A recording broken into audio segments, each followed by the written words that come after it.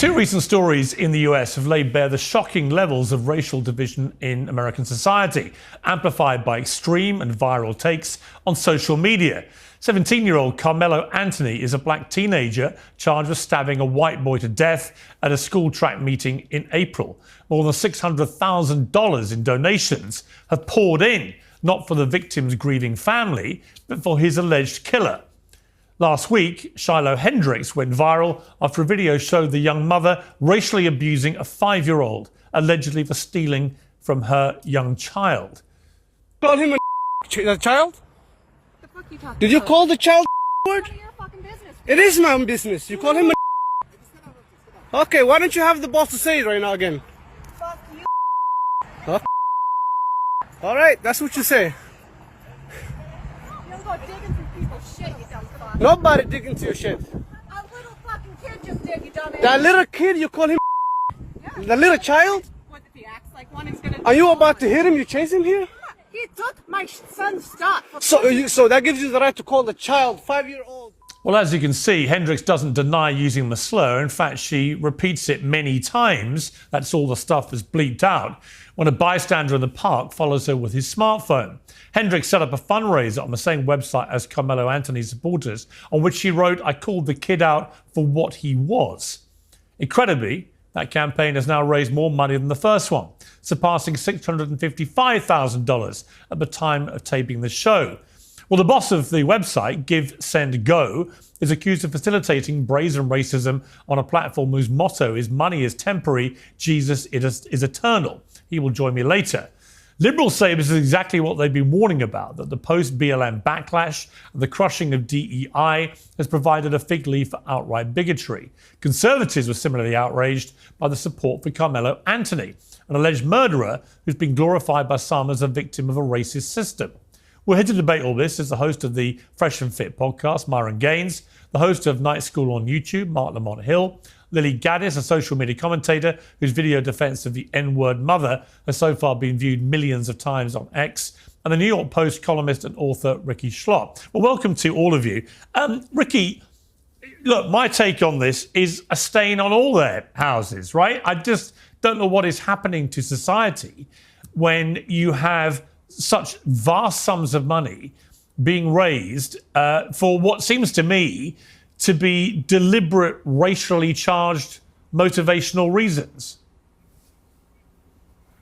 Yeah, absolutely. I mean, we're fighting ugly with ugly right now. And I think this level of racial tribalism and hostility is just simply not sustainable in such a diverse democracy like America. I think it's, one is really a reaction to the other. I think both campaigns are really hideous, and I think we're showing our ugliest colors. I mean, in the scheme of things, these are small sums relative to the population of America, but you do see, I think, a really tremendous explosion of ugliness and racial hostility that I think that we should all be ashamed and embarrassed of. Yeah, I mean, you described it, I think, in one of your posts as genuinely, is this a psyop? This would be the best $1 million invested by a foreign adversary to start a race war in America. And I knew exactly what you're getting at, because many of the comments, I think the comments have now been suspended actually on both of these funding pages, because people were quite obviously deliberately misusing them to post race baiting commentary. But what I don't want to do is compare these two things as if they're opposite sides of the same coin. For me, the intention of the campaign matters.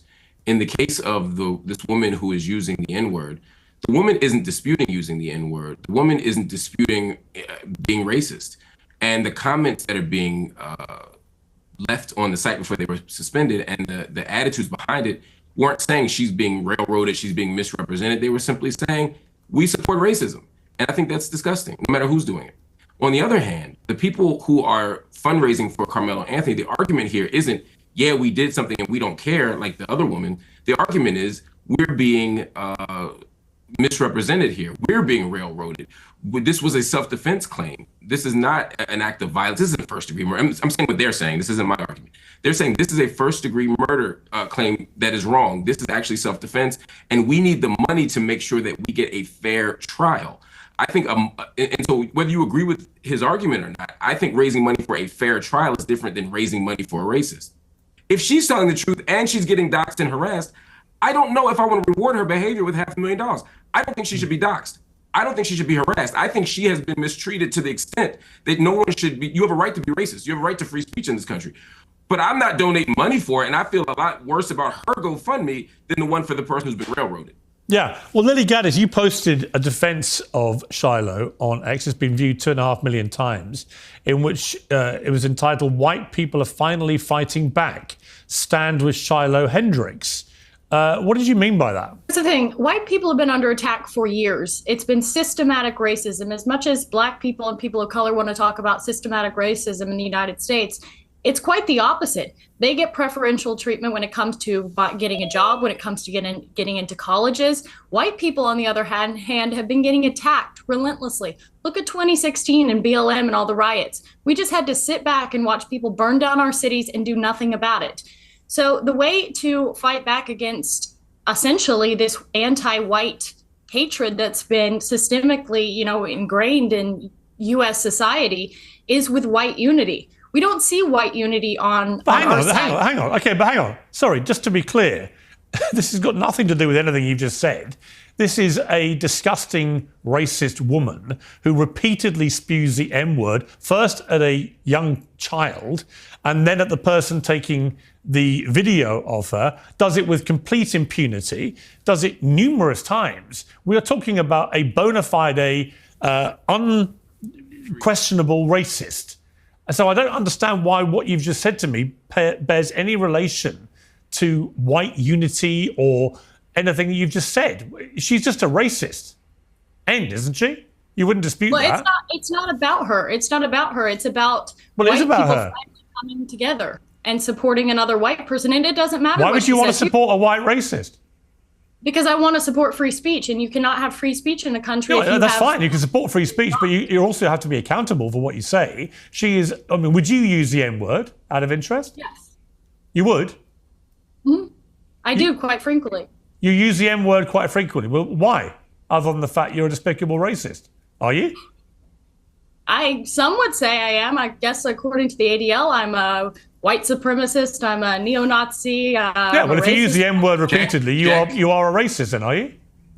Are you? Sure, I'll embrace that. If that means forwarding, helping white people achieve freedom of speech, real freedom of speech, which, by the way, Shiloh Hendrix is being attacked on all fronts. They're trying to bring legal charges against her. They're trying to get her children taken away.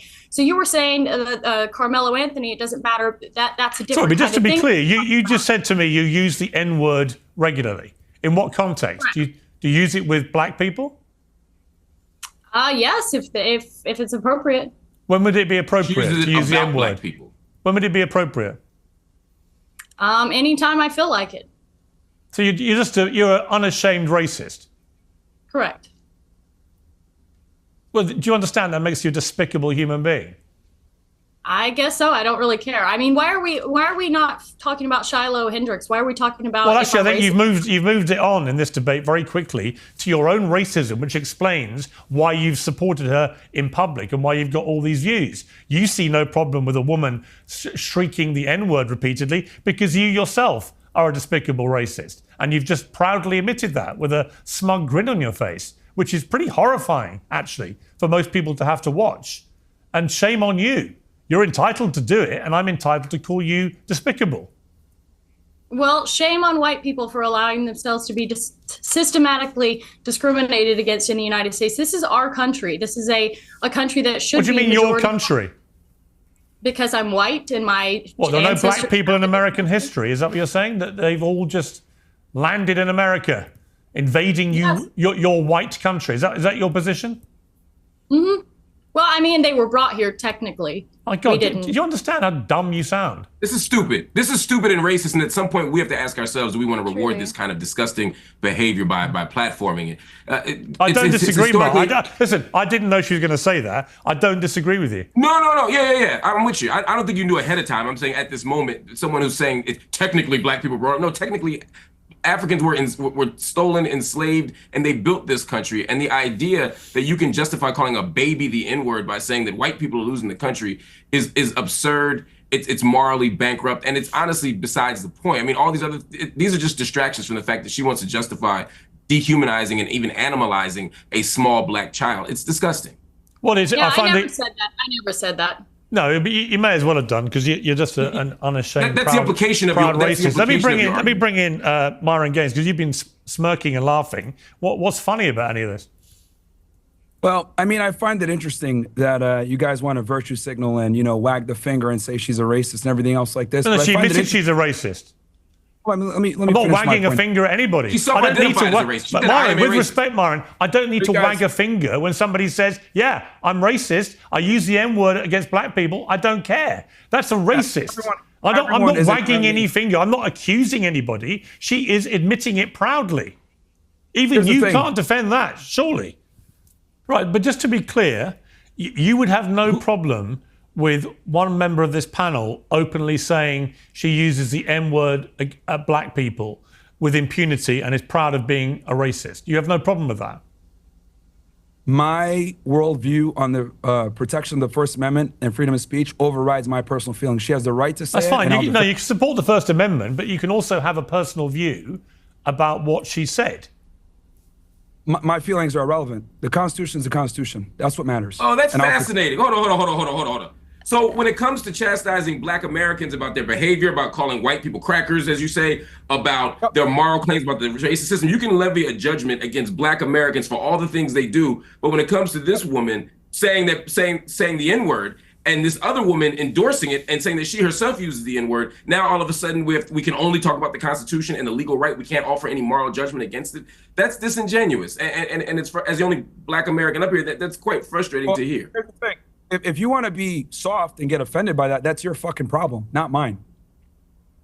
Let me ask Ricky. We're not even. Let me ask Ricky. Ricky, this isn't about being soft any more than when you were desperately saving these white people. Hold on. This sensitive nature that you have is precisely why we have this problem. It's not about being sensitive. It's about I didn't articulate. Hold on. Let me finish, Myron. Let me speak and then I'll let you respond. Myron, sure. I didn't articulate any sensitivity here. What I said, in the same way that you levied a judgment against black people, I'm levying one against the claims you're making.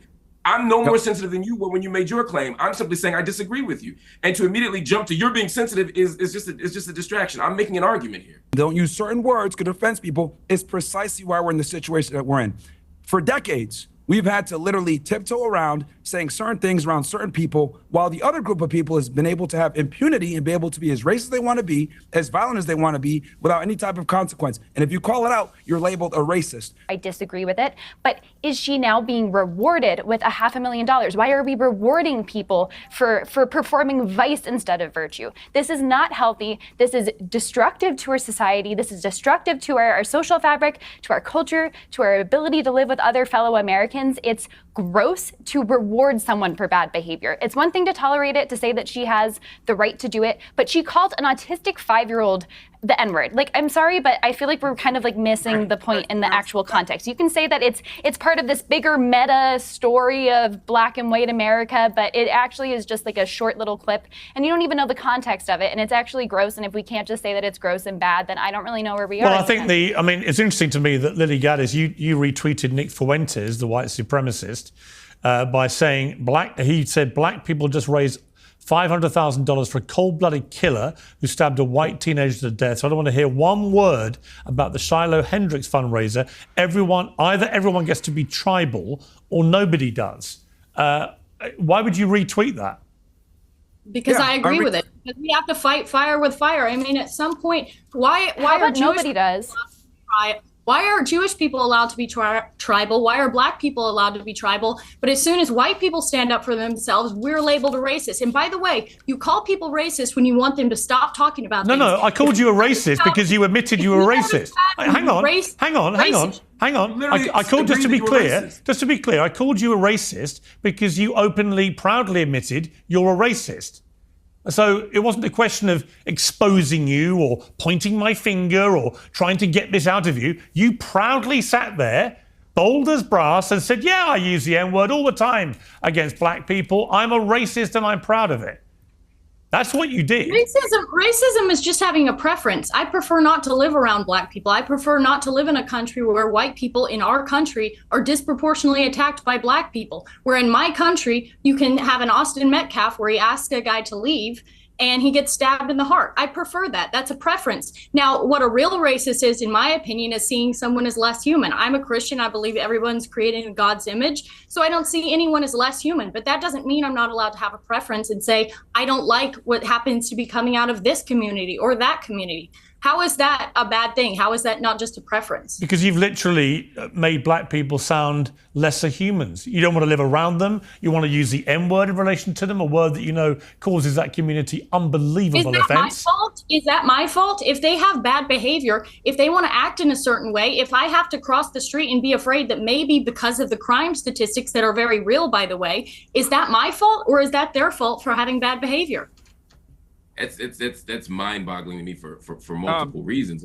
I mean, we're talking about bad behavior. You know, we've never lynched you, we've never enslaved you, we've never done any of the deep-seated structural forms of injustice to white people that white people have done to black people, and yet to claim some kind of moral superiority in the midst of, and again, in the context of a conversation where a white woman is calling a 5-year-old autistic child the N-word, and we're talking about black people's bad behavior. This is absurd. And the idea of fighting fire with fire, again, is a dishonest argument. Just to take us back to the point here, the people who are supporting Carmelo Anthony's campaign believe that he was wrongfully charged, and they're trying to get him legal defense.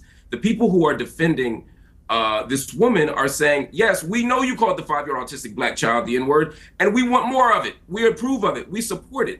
These are not the same thing. And it's bonkers to me that we couldn't all stand and say, hey, it is wrong to call a 5-year-old autistic black child the N-word. I mean, Myron, let me just ask you that question. I think this is a yes or no question.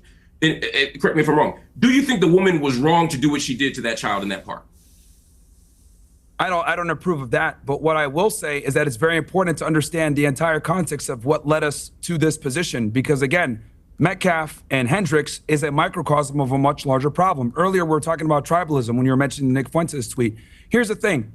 Black people could be as tribal as they want to be. You have people like Tariq Nasheed, Dr. Umar Johnson running around about black power and marry black women and keep it in the hood and all this other stuff. But if white people assemble and say, you know what, white power, we need to keep our nation white, they're immediately ostracized and labeled as supremacists, and they get banned off every single platform. I find that interesting. And matter of fact, you went ahead. Isn't that the same thing? No, actually it is the same thing, because here's the problem with black people. No, it's not. Hold on, let me finish this. Black people practice the very racism they cry about. You guys can gather together and say Black Lives Matter, Black Power, but if white people get together and say white power, gather together, they're considered white supremacists and they get banned off every single platform. Why is that Jared Taylor and Nick Fuentes are banned off every platform for practicing white nationalism, but black people are allowed to stand every single platform getting interviews on a Breakfast Club? Explain that to me. There's a two-tier situation here where black people are able to benefit off of being racist while whites are not. And what we're dealing with right now in America is literally a backlash to this black supremacy has been able to run around unchecked for a long time, and no one has the balls to call it out. Here's the other thing I want to say. Everyone's flipping out over Shiloh Hendrix and saying the N-word. Can I respond to the point you just made, though? No, hold on. Nobody flipped out like this when the United States was getting destroyed in 2020 because of black protests destroying every liberal city in America. So I don't want to hear it about, she made $100,000 because she said the N-word. Who cares? They destroyed billions of dollars of structure because someone got killed who was a criminal. That's the problem in America. You guys get a privilege that no one else gets to enjoy. You could be racist. Okay. And all right, I have to hang on. I've got to hold it there. We've got another guest joining us. Mark, I'll come back to you to respond to that in a moment.